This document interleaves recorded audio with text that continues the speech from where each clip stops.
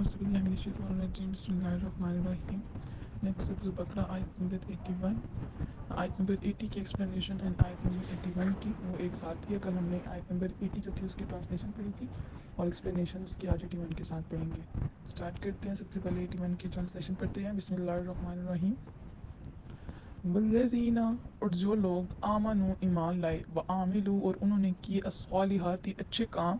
उलाइका वही अस्हाबुल जन्नती जन्नती हैं, हम हैं फ़ीहा इसमें खालिदूना हमेशा रहने वाले। और जो ईमान लाए और अच्छे काम किए वही जन्नती हैं, वो इस जन्नत में हमेशा रहने वाले हैं। एक्सप्लेनेशन देख लेते हैं इसके।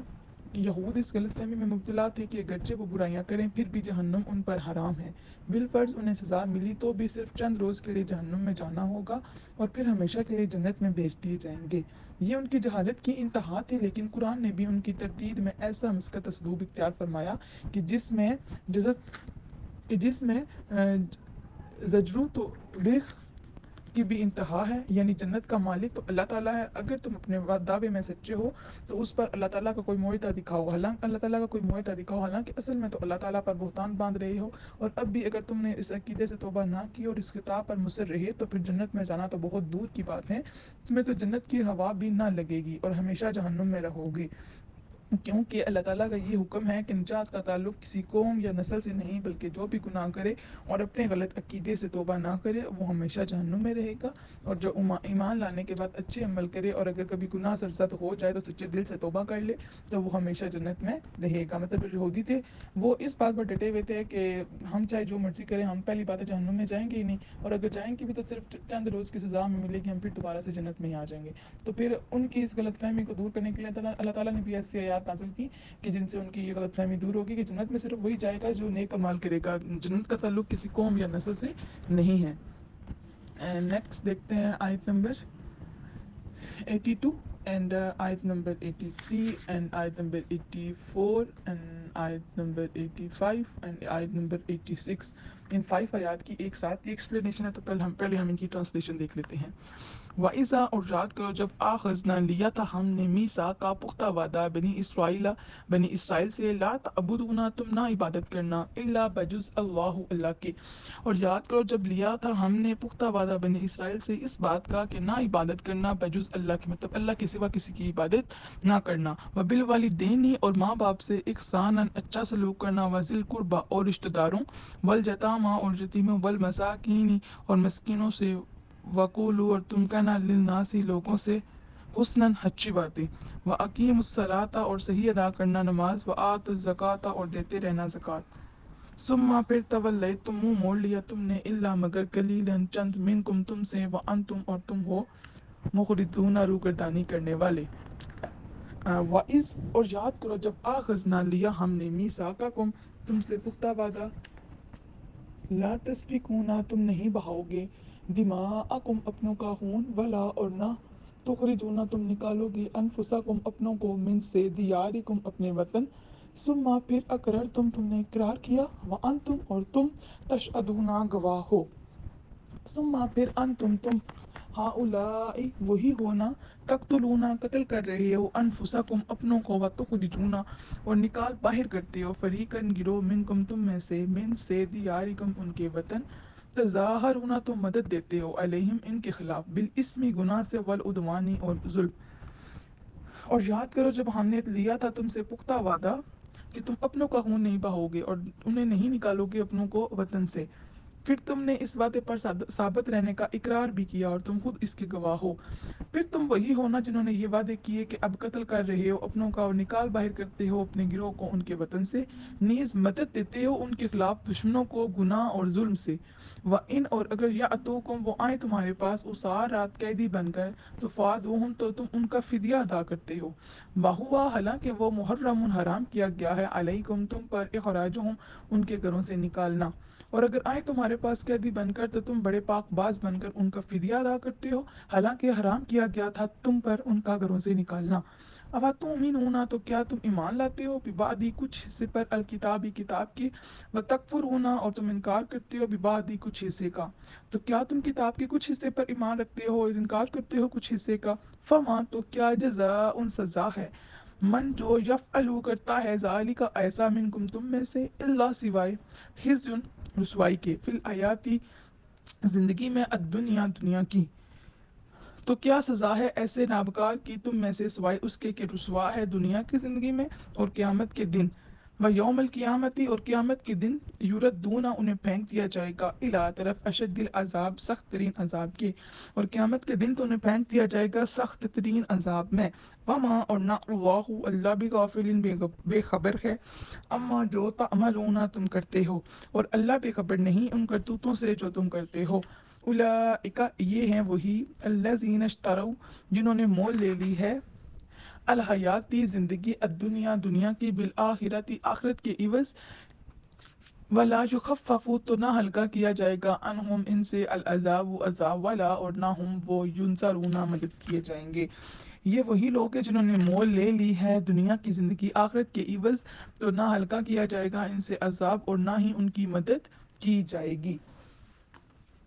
یہاں تک ہم دیکھ لیتے ہیں آیت نمبر 56 تک، آیت نمبر 86 تک ان کی ایکسپلینیشن۔ جی بیٹا جسٹ ٹیک اے منٹ۔ جی، بنی اسرائیل کے انبیاء کرام علیہ السلام نے اپنی قوم سے جن عقائد و عبادات اور معاملات کا عہد لیا تھا وہ ساری چیزیں آج اسلام میں موجود ہیں۔ اس سے معلوم ہوا کہ اسلام کوئی نیا دین نہیں ہے بلکہ جملہ انبیاء کرام کے دین کی آخری کڑی ہے۔ قرآن نے بنی اسرائیل سے کسی نئی چیز کا مطالبہ نہیں کیا بلکہ وہی احکام جن کا وہ اپنے انبیاء کرام کے ساتھ معاہدہ کر چکے تھے۔ اسلام ان کی یاد دہانی اور دوبارہ تصدیق کا مطالبہ کرتا ہے، لیکن جو یہود تورات کے بعد اس پر ایمان لائے اور بعض اسے کا انکار کر دیا وہ اس دنیا میں ذلیل و غفار ہوئے اور آخرت میں انہیں سخت ترین عذاب سے واسطہ پڑے گا جہاں ان کا کوئی مدد نہ کر سکے گا۔ اس میں ہم مسلمانوں کے لیے بے درس عبرت ہے، مطلب مخاطب تو یہود کو کیا جا رہا ہے لیکن اس میں ہمارے لیے بھی نصیحت ہے، ہمارے لیے بھی عبرت ہے کہ اگر ہم کتاب کے کچھ حصے پر کو مانتے ہیں جو ہم پر نازل کیا گیا قرآن پاک، مطلب اس میں جو ہمیں اپنے کام کی چیز لگتی ہے اس پہ تو ہم عمل کر لیتے ہیں، لیکن جو ہمیں مشکل لگتا ہے اس کو ہم چھوڑ دیتے ہیں۔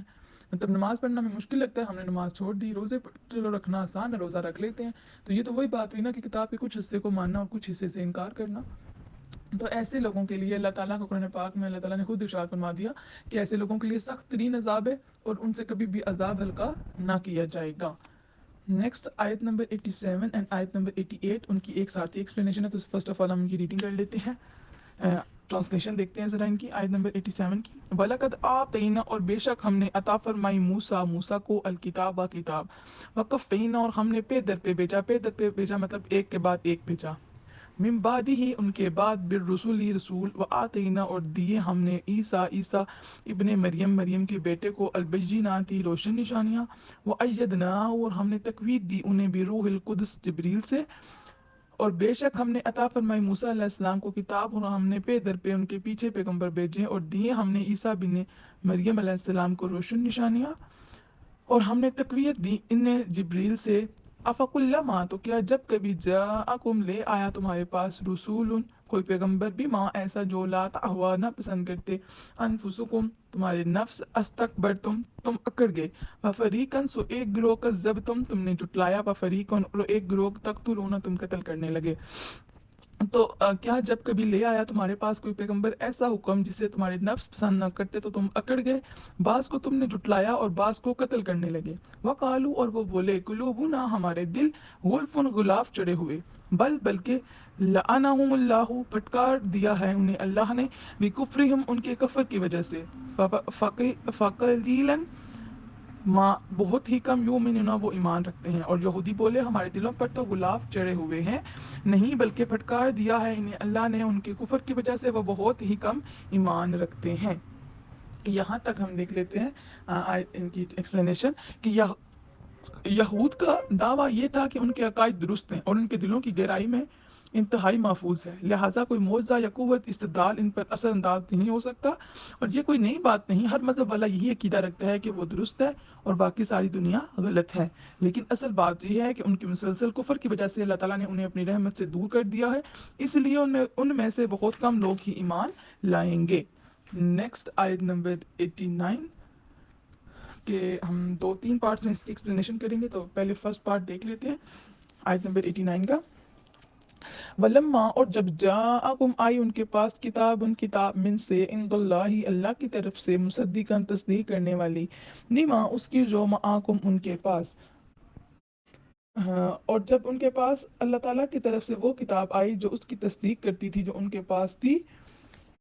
ولما تو جب جاءہم تشریف یعنی وقانو اور وہ تھے من قبل اس سے پہلے یستفتحون وہ فتح مانگتے علی پر الذین کفروا جنہوں نے کفر کیا، اور وہ اس سے پہلے فتح مانگتے تھے کافروں پر اس نبی کے وسیلے سے، اس نبی کے وسیلے سے جی۔ اور جب آئی ان کے پاس اللہ تعالیٰ کی طرف سے وہ کتاب جس کی وہ تصدیق کرتی تھی اور ان کے پاس تھی، وہ اس سے پہلے جو اس نبی کے وسیلے سے کفار پر فتح کی دعا مانگتے تھے۔ یہاں تک پہلے ہم ایکسپلینیشن دیکھ لیتے ہیں کہ نبی آخر الزمان مطلب جو آخری نبی ہیں کی آمد سے پہلے یہود کا شیوہ یہ تھا کہ جب کبھی کفار مشرکین سے جنگ کرتے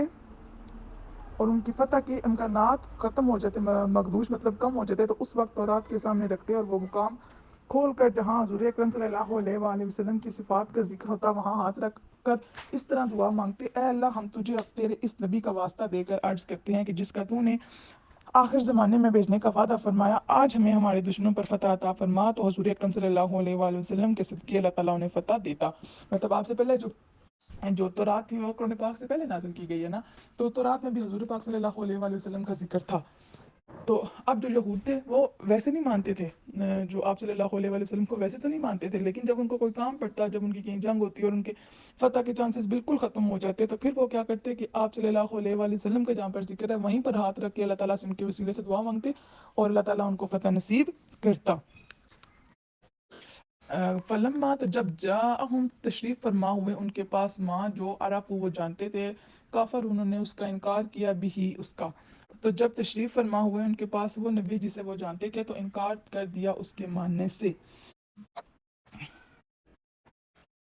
جی اس کی ایکسپلینیشن دیکھ لیتے ہیں، مطلب ویسے تو وہ ان کے وسیلے سے مانگتے تھے لیکن جب ان کے پاس آ گئے تو پھر انہوں نے کیا کیا کہ انکار کرنا شروع کر دیا۔ اس کی ایکسپلینیشن دیکھ لیتے ہیں، باقی جو اگلا پارٹ ہے اس کی نیکسٹ دیکھیں گے۔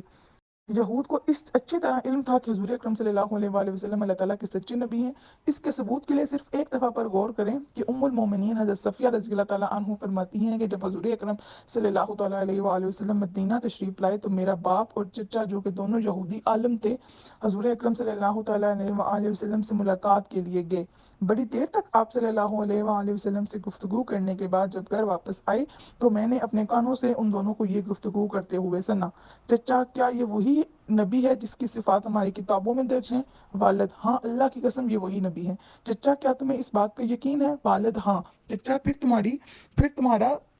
دلی ارادہ کیا ہے؟ والد جب تک زندہ ہوں اس کی مخالفت کروں گا۔ اس ہٹ درمی کا کوئی کیا علاج کرے؟ یعنی حضور اکرم صلی اللہ علیہ وآلہ وسلم کو صحیح پہچان لینے کے بعد بھی ایمان نہ لانا واقعی ہی اپنی جان کو کفر کے ہاتھ فروخت کرنے کے مترادف ہے، اور یہ بڑے خسارے والا سودا ہے۔ خسارہ مطلب نقصان والا کام ہے۔ مطلب ان کو پتہ بھی تھا کہ یہ آخری نبی ہیں، یہ اللہ تعالیٰ کے آخری نبی ہیں، پھر بھی انہوں نے ان کی جانتے ہوئے بھی اللہ تعالیٰ کے نبی کی انہوں نے مخالفت کی، تو پھر تو ظاہر پتہ جو ایسا کرے گا تو اس کے لیے تو اللہ تعالیٰ کا عذاب ہی ہے۔ نیکسٹ بیٹا اس کی جو آخری پارٹ ہے آیت نمبر 89 اور آیت نمبر 90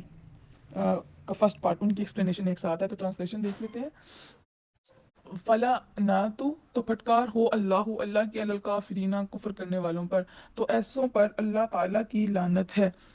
بئسما بہت بری چیز ہے وہ اشتروا بھی سودا